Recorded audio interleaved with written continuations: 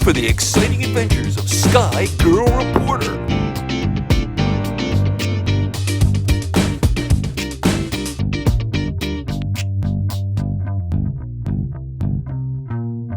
Hey guys, today I'm back at the Burbank International Film Festival. If you've been following me, you know that I've posted 2 other ones. This one is going to be the finale, and you could even say that I saved the best for last. First, I interviewed the writer, editor, and director of Toy Guns. Sky. Can you introduce yourself?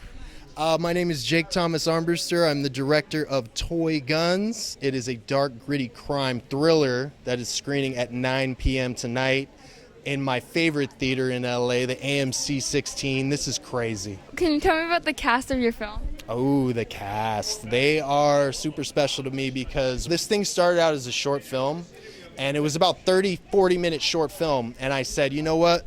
Why don't we go all the way? You know what I'm saying? Why don't we go all the way and just make it a feature? And my actors were down for that, and I was so happy. I was like, okay, they're down, let's go. So I really commend all of them for sticking with this film. It took a long time to make, and it's finally here. So What was your favorite part about making the film?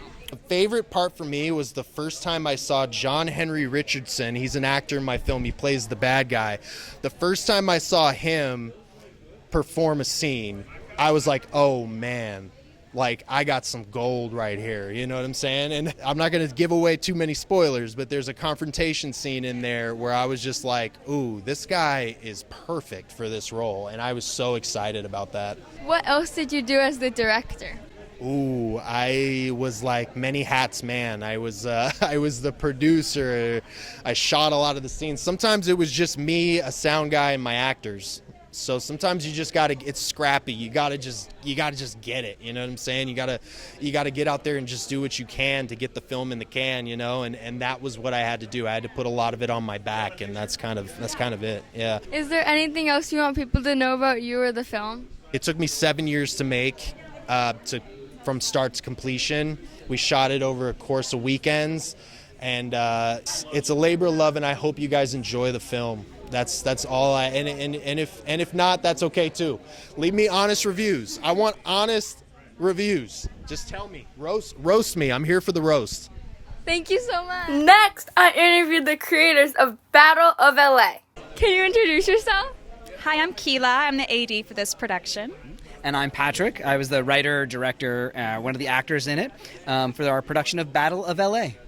Can you tell me a little bit about Battle of LA? Sure. It's a little sci-fi piece set in the 1940s. It's based on a real event that happened here in Burbank, and it's about 2 young scientists who find this mysterious thing in the middle of the night and spend that night trying to figure out what it is, how to keep it safe, and what it needs from us and how we can help it.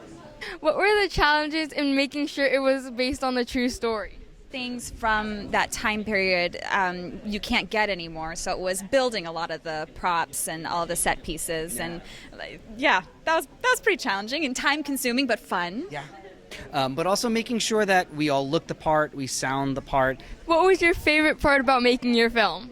There's a moment of, is this even going to work? We don't know what we're doing. Let's hope it works. And after the first couple of shots, just you look around the room and the set, and everybody is on board. You go, no, this is going to work.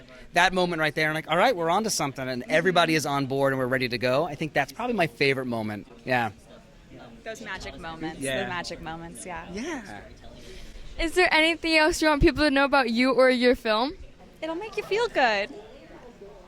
Yeah, I agree. I think it's a feel-good film, and it leaves you with knowing that there's a little bit of hope and a little bit of goodness in this world. Yeah. Thank you so much. Good luck with your film. It was amazing meeting you. This is a pleasure. Then I interviewed the inventors of the film Inventing. That was witty. Can you introduce yourself? Hi, I'm Tara Socorro. I'm with Inventing. I'm Benjamin Myrick. I'm the director of Inventing. Can you tell me a little bit about that film? Oh, yes. It is a short Black Mirror-like episode of a dark comedy. It's a little bit into the future. It's like what happens when misinformation gets way out of hand. And it's a little fun, a little dark, and the art direction is very cool, if I do say so myself. But the director, he has some words, I'm sure. I wanted this to help me answer a question, which is when people create and perpetuate disinformation, are they doing it for status and money? Or are they doing it because they really believe in what they're saying? And I think what we learn in the film is that it's a bit of both. And eventually that status leads into reshaping your identity around belief. And then you can't tell the difference between truth and fiction. How did you come up with the idea for your film? For me, it was just dealing with frustration from around 2020 with all the crazy stuff I saw online and all the people who suddenly changed and they bought into things that were just grifty. And so I found this to be very cathartic. Is there anything else you want people to know about you or your film? I want people to watch it and have an open mind and think about what they do in their own lives that sort of mirrors, to a lesser extent, what the main characters are doing. Just as a kind of cautionary tale about how to be more mindful and have better critical thinking and things like that. But also to have fun. Yeah, it's not a lecture. It's not a lecture, I promise. To have fun. Thank you so much. Then I interviewed the creator of Shepherd and the Sound. Can you introduce yourself? Yeah, my name is Jason Hildebrand, and I am the actor, writer, and executive producer on The Shepherd and the Sound. Can you tell me a little bit about your film? Yeah, so we shot it in northern Scotland and on the Isle of Skye, and the character is King David from the ancient scriptures. And so we take that and we have him unable to kind of like be connected to what's going on, to hear the voice of God anymore. So he has to go back to the beginning of his story to try and figure out how to hear again. And that's the story. And it's kind of like a man versus man, man versus nature, man versus God kind of deal. Well, you were doing all those hats for the movies. Was there ones that were harder than the others and ones that you liked more than the others? One of the best things about working in this industry is finding people you love and then just grabbing them and working with them. And so that part's super fun. So I would say like getting to work with your friends is a really great thing, and getting to do the acting was super fun. Is there any advice you would give anyone starting like me? I would say if there is something in your heart to do like you're doing right now, which is pretty cool, just go do it, because why not? What was your film nominated for?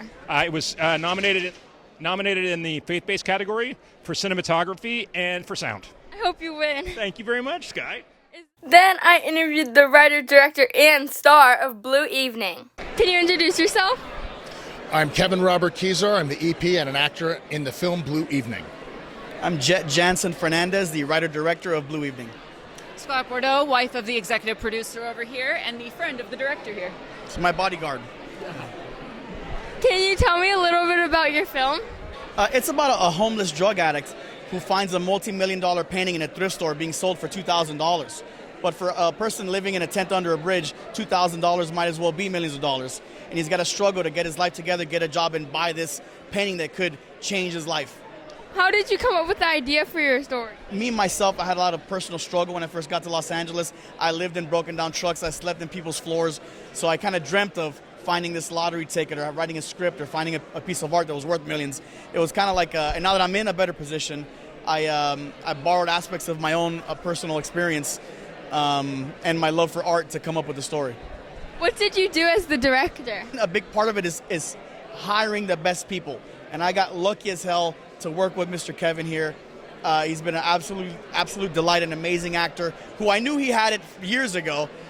So a huge part of directing is finding the best pieces of the puzzle. Is there anything else you want people to know about you or your film? Getting awards is really cool, but honestly, the real reward is listening to how an audience reacts live. You know, you take the worst seat in the theater, so the best seats are available for the crowd, and you just listen and you watch and observe. That's been the biggest reward out of this whole experience. You know, doing a rags to riches story with a happy ending is unfortunately rare in film festivals. Seems like a lot of attention goes to these depressing downer films. So to be able to tell a story that resonates with an audience that makes people feel good is awesome. Thank you so much. Thank you. After that, I spoke to the producer. Can you introduce yourself? Yes, ma'am. My name's Corey DeMyers. I'm the producer of a film called Blue Evening. I've interviewed a lot of producers, but I never really understood what they did. So I decided to ask and learn what it takes to be a producer. What did you do as the producer? As the producer, I helped actually in early development of the film with my writer-director, Jet Jansen. He's a close creative collaborator of mine. And then I helped fill in all of the roles you need to make the film. So I helped discover talent that we needed for the project, helped lock in the editor, the director of photography, and all of the additional department heads he needed. I took that job off his plate. What are the qualities of being a good producer? To be a good producer and to be a good filmmaker in general, in almost any position, you need to be a good problem solver. You need to have clear communication, and you need to be able to understand how to interact and communicate with several different people that communicate in several different ways. Is there anything else you want people to know about you or your film? As far as our film, it's a story of homelessness and struggle, but it's also actually a very human story of hope and redemption. So we like underdog stories with a happy ending. Ours is a drama film, but it's not sad at the end, I promise. Thank you so much. You're so welcome. Then I talked to the producer and stars of Mistura. Hey guys, this is Sky. Hi. Can you introduce yourself? Yes, I'm Ivan Orlik. I'm the producer of the film Mistura. I am Christian Meyer, and I am executive producer and also play Ricardo Tapia in the film Mistura. Hi, I'm Juan Pablo Lislager, executive producer as well, and I am Jose in the movie. What is your film about? Mistura is a period piece that takes place in 1965 Lima, about a woman who has to find her own footing for the very first time after her husband abandons her. Okay. Okay. Why are you looking at me? Yes, and it's also about how our food is very well known around the world for kind of like being like the best food in the world, and how we, as different people as we are in Peru, put our little help to make that food the best one. The title of your film, it's Mistura. What does that mean, and why did you name your film that? So, totally fine that you didn't know the word because it's made up. But it wasn't made up by us initially. It was made up in Peru.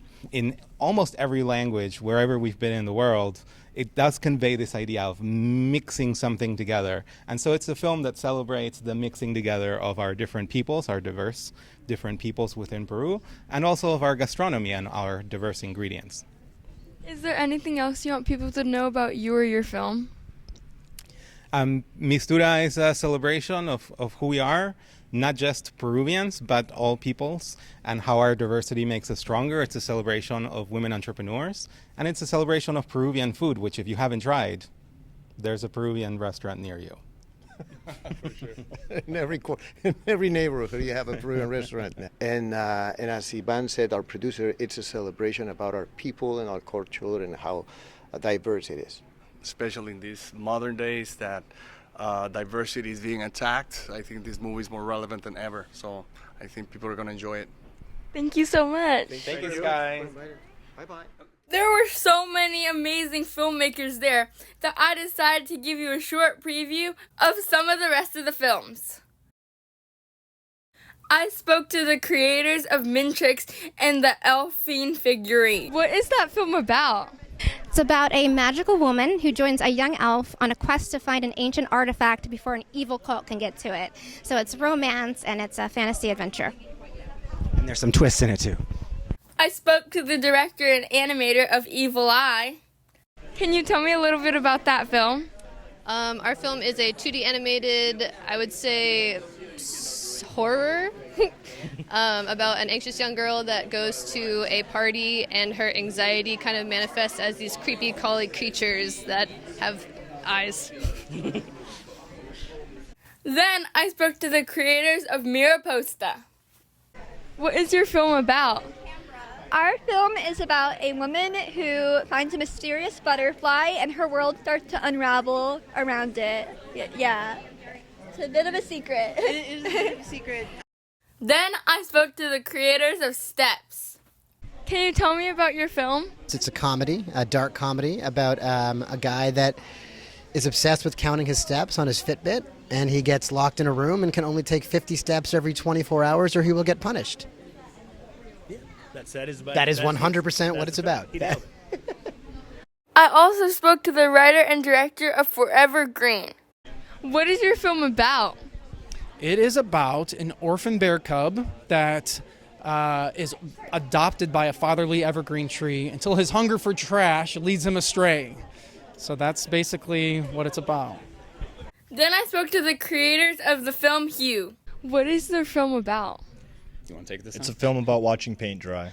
I don't really know how exciting this film would be, but I guess if the paint never dries, you could have a bunch of sequels. I want to thank all of the amazing people I interviewed, and I'd like to give a special thanks to Canberra, who got me a spot on the red carpet. And I hope to see you next time on Sky Girl Reporter with a new adventure. Bye!